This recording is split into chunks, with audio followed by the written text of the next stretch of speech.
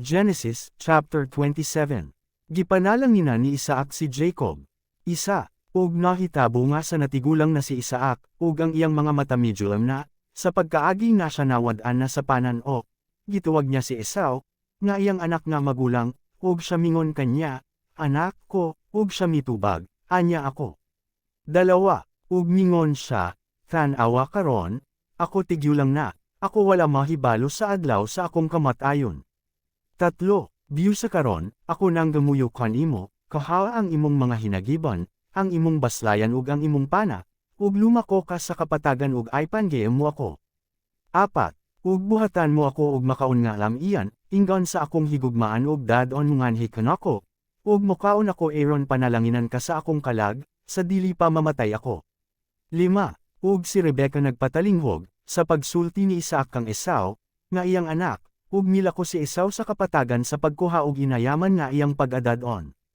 6. Ug si Rebecca nagsalti kang Jacob nga iyang anak, nga nagainggan, anya karon hingdunggan ko sa imong amahan nga nagasalti kang Esau nga imong igsoon nga nagainggan. 7.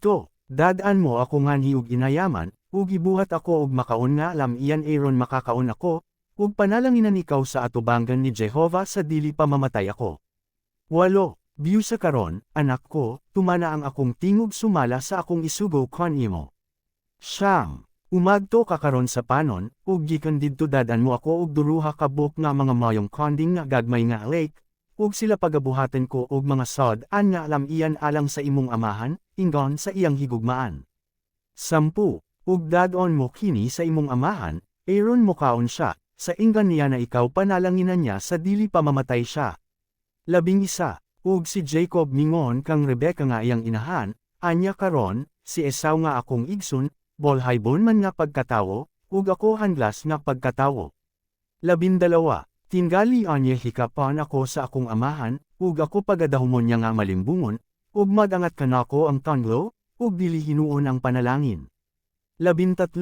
Ug ang iyang inahan mingon kanya, anak ko, kanako mahulog ang tanlo nga mahanakan imo, magtuman ka lamang sa akong tingog, ug lumako ka, ug kinidadon nganhi kanako. 14. Ug siya milako, ug nukuha, ug gidala niya kini ngadto sa iyang nahan, ug ang iyang inahan nagbuhat ug makaon nga lamian inggon sa higugmaan sa iyang amahan. 15. Ug si Rebecca mukuha sa mga mayong bisti ni Esau nga anak niya nga kamagulangan, nga didto uban kanya sa iyang balay, ug gibasti niya kang Jacob nga iyang anak nga kamangheran. 16. Ug siya gisel-obon sa ibabaw sa iyang mga kamot sa mga panit sa mga noti nga konding, ug sa ibabaw sa tingkoy sa dapit diin walay buhok. 17. Ug iyang gihatag ang makaon nga lamian ug ang tinapay nga gihikay niya, sa kamot ni Jacob nga iyang anak. 18.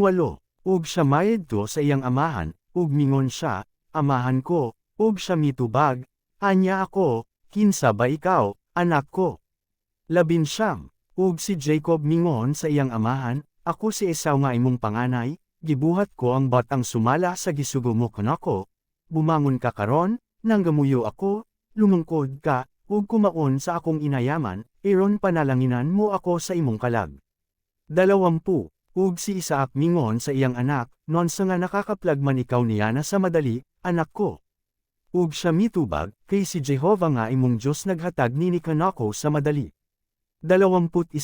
Ug si Isaac mingon kang Jacob, dumuol ka karon, nanggamuyo ako kanimo, aron ikaw hikapan ko, anak ko, kung ikaw mao bagayod ang akong anak nga si Esau o dili ba. 22. Ug miduol si Jacob sa iyang amahan nga si Isaac, ug iyang gihikap siya, ug mingon siya, ang tingog mao ang tingog ni Jacob, apan ang mga kamot mao ang mga kamot ni Esau. 23. Ug siya wala mikela kanya, kay ang iyang mga kamot bolhaybon man sama sa mga kamot ni Esau, ug iyang gipanalanginan siya. 24. Ug mingon siya, ikaw ba ang akong anak nga si Esau? Ug siya mitubag, ako man. 25. Ug mingon siya, ipadual ka na kanako, mukaon ako sa inayaman sa akong anak, aron magapanalangin kanimo ang akong kalag. Ug ang makaon iyang gipadual ug mikaon siya, iyang gidadan yusab siya og vino, ug minom siya. 26. Ug mingon kanya si Isaac nga iyang amahan, dumuol ka karon, ug halokon mo ako, anak ko.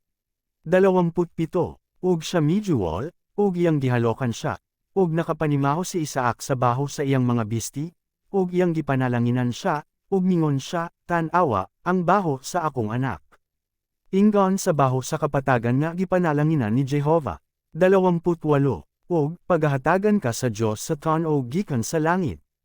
Ug sa mga kinatambokan sa yuta, ug sa kadagaya sa trigo ug sa duga sa paras.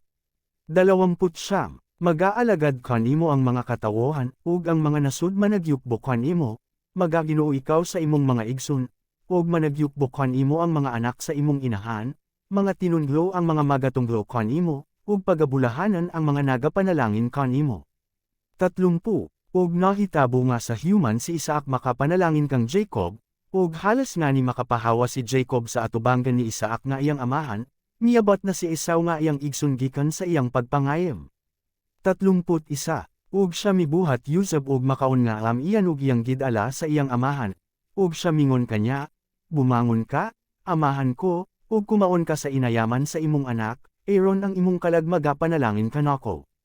32 Ug si Isaac nga iyang amahan mingon kanya, kinsa ba ikaw?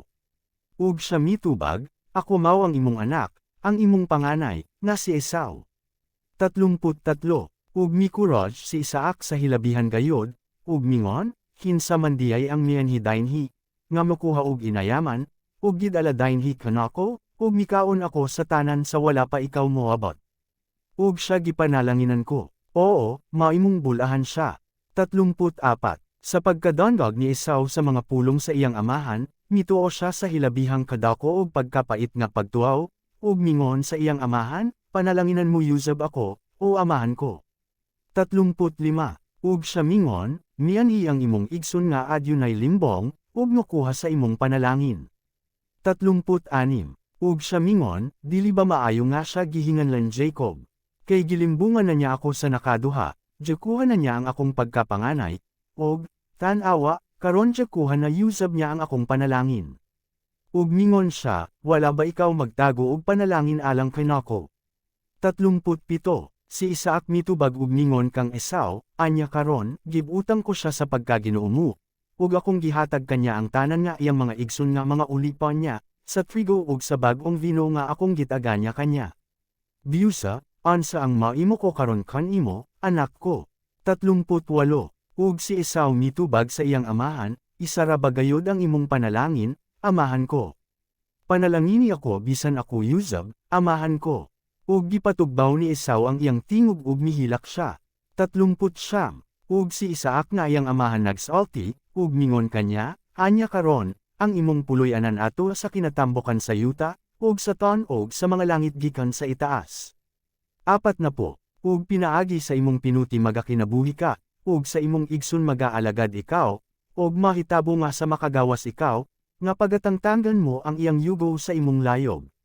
41 Ug nagdumo si Esau kang Jacob tungod sa panalangin nga gipanalangin kanya sa iyang amahan, ug mingon siya sa iyang kasing-kasing, hadual na ang mga adlaw sa pagbulat at tungod sa akong amahan, anya pagapatyon ko si Jacob nga akong igsoon.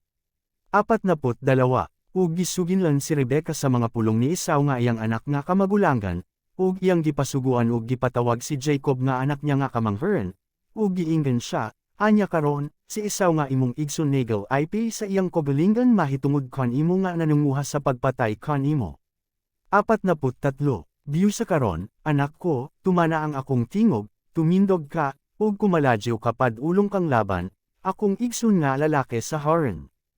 44 Ug pumuyo ka uban kanya ug pipila ka adlaw, hangtod nga ang kasuko sa imong igsoon nga lalaki, mapuypoy. 45 Hangtod nga mapuypoy ang kaligatgat sa imong igsoon batok kanimo, ug nga hikalimtan niya ang imong gibuhat kanya, anya magasugo ako ug akong paanayon ikaw giken didto, nganong nga mawadan ako kaninyong duruha sa USA kaadlaw. 46 Ug mingon si Rebecca kang Isaac, napungot ako sa akong kinabuhi tungod sa mga anak nga babay ni Heth, kung si Jacob mang asawa sa mga anak nga babay ni Heth, inggan nining mga anak nga babay nining Yuta, ansay kapuslanan sa akong kinabuhi.